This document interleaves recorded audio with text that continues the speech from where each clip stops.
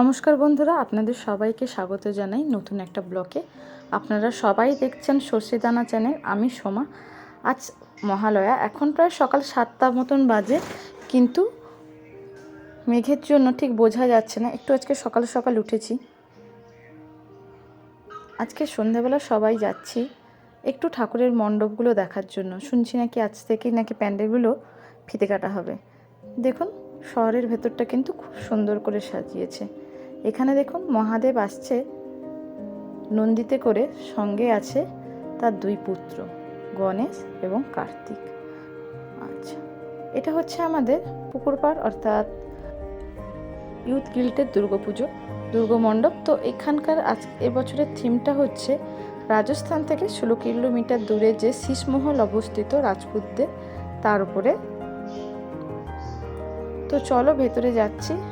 বাইরটা কিন্তু চন্দননগরের আলো দিয়ে খুব সুন্দর করে সাজিয়েছে। দেখো, দূর থেকে কিন্তু দেখাই যাচ্ছে। এখানে কিন্তু বলে দেওয়া আছে যে কোথায় কি ব্যাপার, শীষমহলের সম্বন্ধে কিছু তথ্য এরা দিয়েছে। সামনে এখনও কিন্তু লাইটের কাজগুলো পুরো শেষ করতে পারেনি। ভেতরটা কিন্তু দেখো খুবই সুন্দর। ছোট ছোট কাঁচের টুকরোর ওপরে বিভিন্ন রং দিয়ে কিন্তু খুব সুন্দর লাগছে। এখন মুখের উপরে মানে এখানে জাস্ট লাইটটা অতটা ভালো পিকচার আসছে না, কারণ মুখটা পুরো লালচে লালচে হয়ে আছে।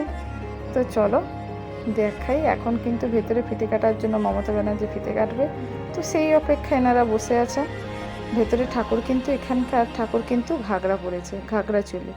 আচ্ছা, এখন ভাবা যায় ঠাকুরও এখন, মা দুর্গাও এখন লেহেঙ্গা পরে, কিন্তু লেহেঙ্গাটা কিন্তু ছিল খুবই সুন্দর। এবং সরস্বতী আর লক্ষ্মী দেবীও যে লেহেঙ্গা পরেছে সেগুলো কিন্তু খুব সুন্দর। দেখো, দুর্গা ঠাকুর পরেছে একেবারে একটা চেরি কালারের উপরে, আর তার সঙ্গে হালকা পিঙ্কের একটা কম্বিনেশন আছে।